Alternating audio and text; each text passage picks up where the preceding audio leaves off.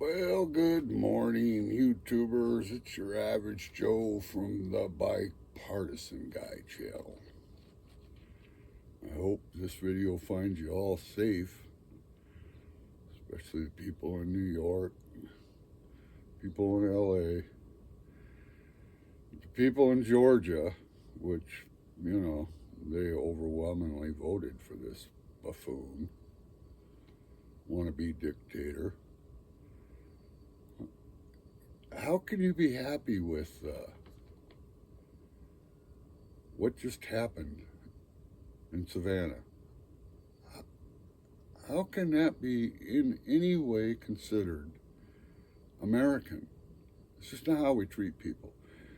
But for you unfortunate folks there in Georgia, just think about how much money that just cost your state economy. Because if you think Korea is going to continue to invest in this country after those shenanigans, well, you're more undereducated than I first gave you credit for. Wake up. This guy's got his own little army.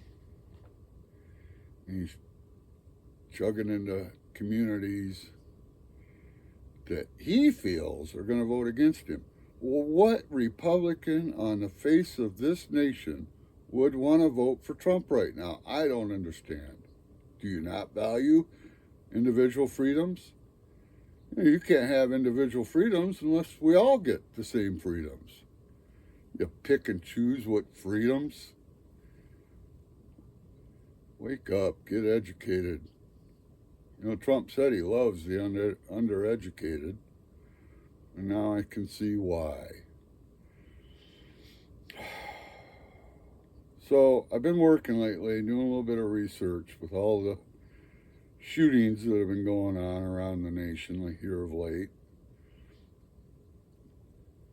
to talk about the Second Amendment. So, because everybody misunderstands the Second Amendment. So I took a little time and I did a little research on the debate that took place to even enter the Second Amendment into the Constitution. The Second Amendment was written by the very first United States Congress, which took place from March of 1789 to March of 1791. It was included in what we know as of today as the Bill of Rights, which is further proof that the United States Constitution is a living document and can be changed, according to 2/3 of the nation.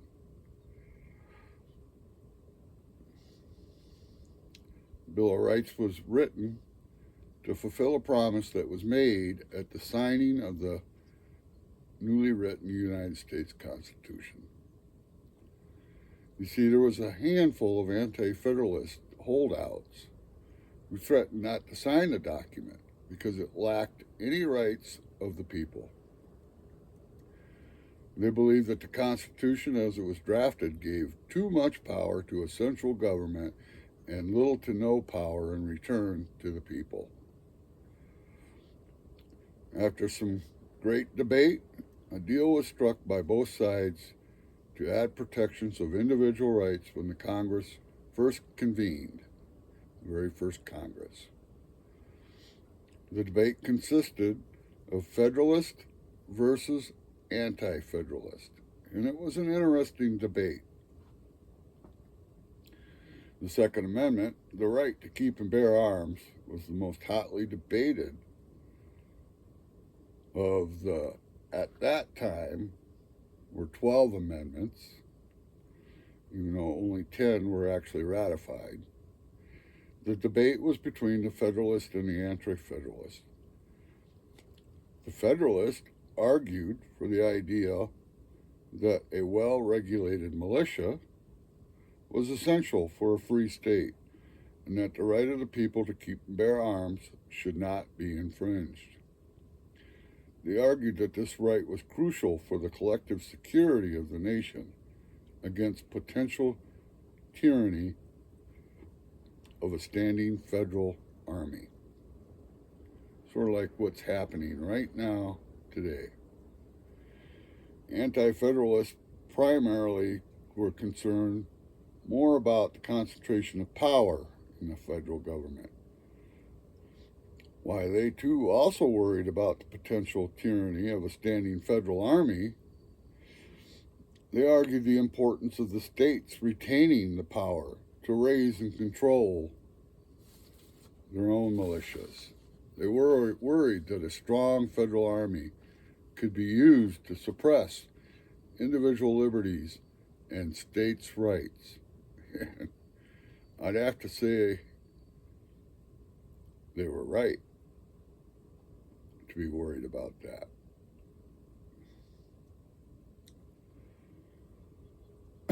Because they worried that a strong federal army could be used to suppress individual liberties as well as the states' rights. They argued that only the states needed to retain the power to retain and control militias, or armies as we call them today. Protection of individual liberties and states' rights should be the fundamental reason for the Second Amendment. No other reason. That was their only reason. While they argued that a federal army, separate from the citizenry, was excessive power for the national government at the expense of the state governments and would pose a threat to liberty for all. Sort of like what's happening right now. If you really want to be a patriot, get in there, study that Constitution.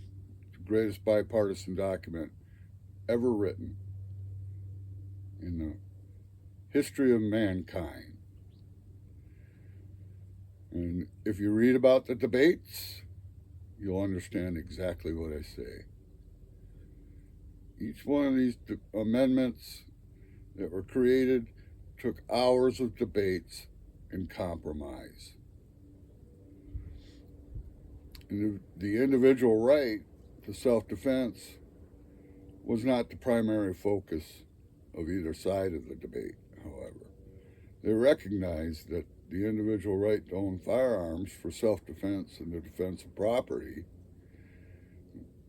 However, they saw this as an extension of the broader principle of individual liberty.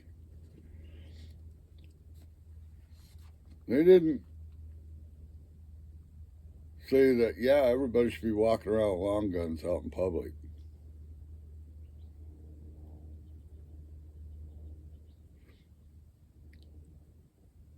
They were arguing for civility and why we all get to keep our guns. We should keep them for one purpose.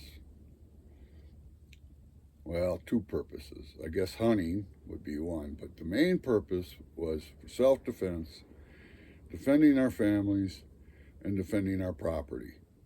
It didn't mean let's put on an AK or an AR-15, go walk around in public and intimidate people. They didn't mean that. Trust me. Guarantee that.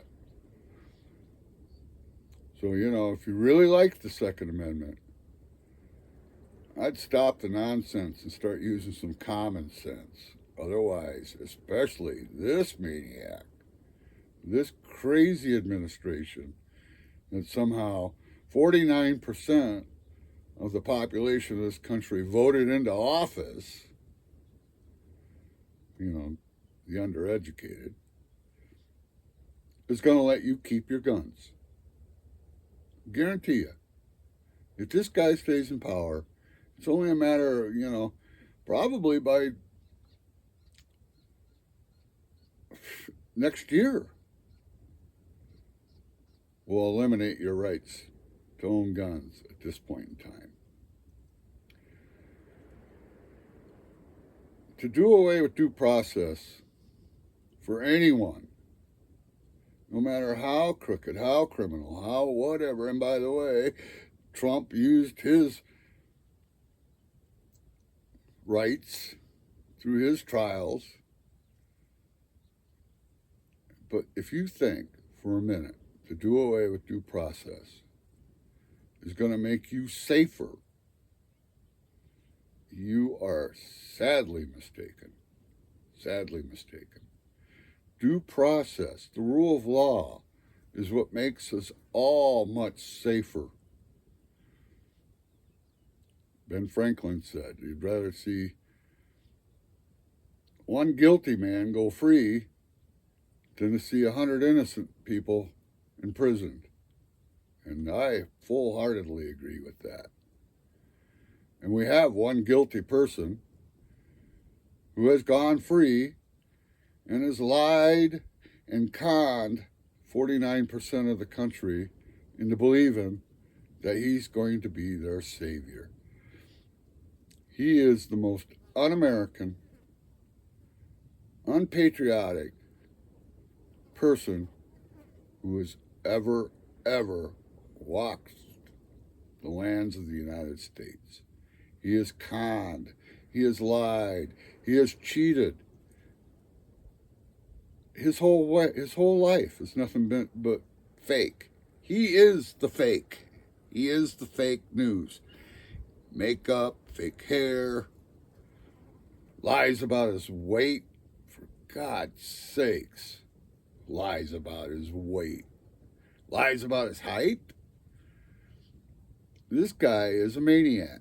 And you, 49% of this country, voted him to be the president.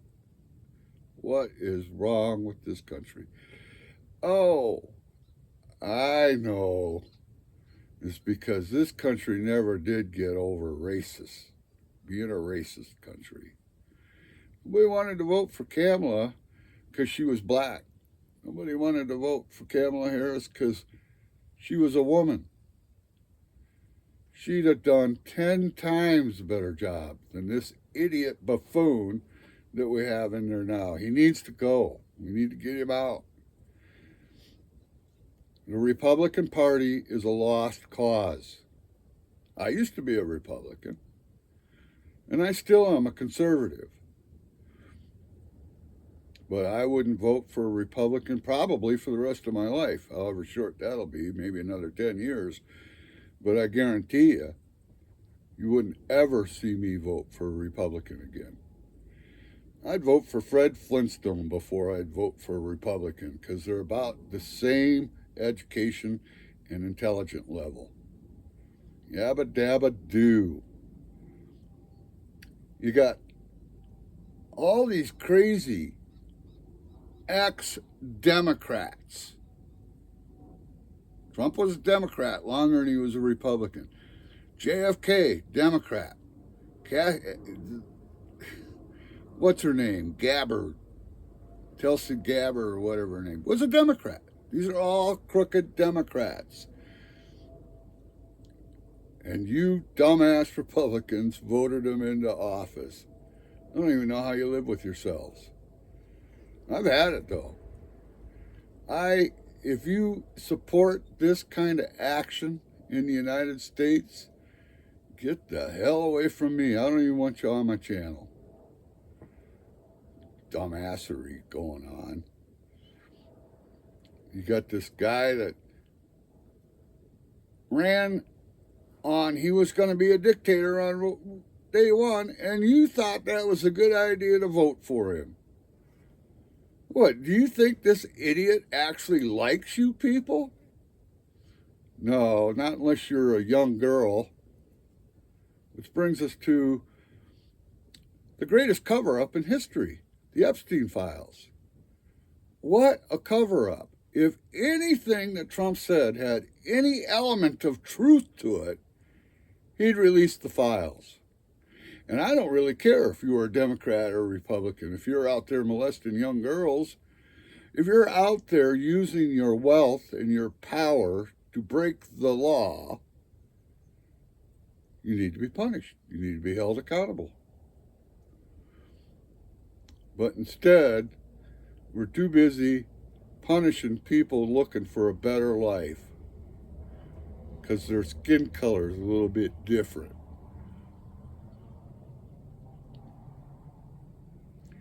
Anyway, that's my rant.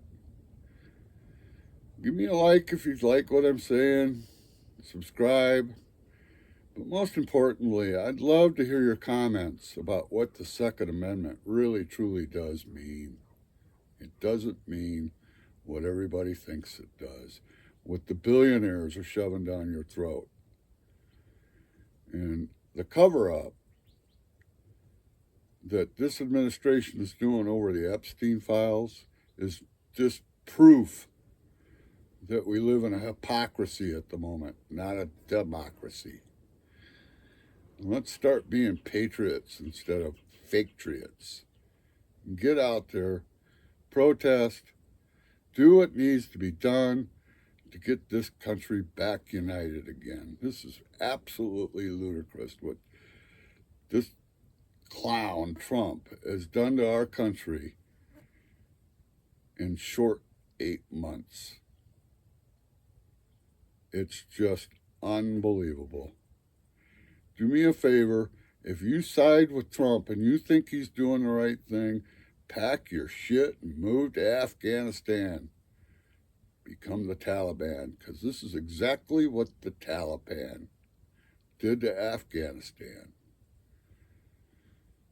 Well, until then, stay bipartisan. I'm really looking forward to hearing some comments from you guys. Be good. No matter what, be good. Keep your heart in the right place. And just because you disagree with somebody doesn't mean that they need to be eliminated. Till then, everybody have a great day.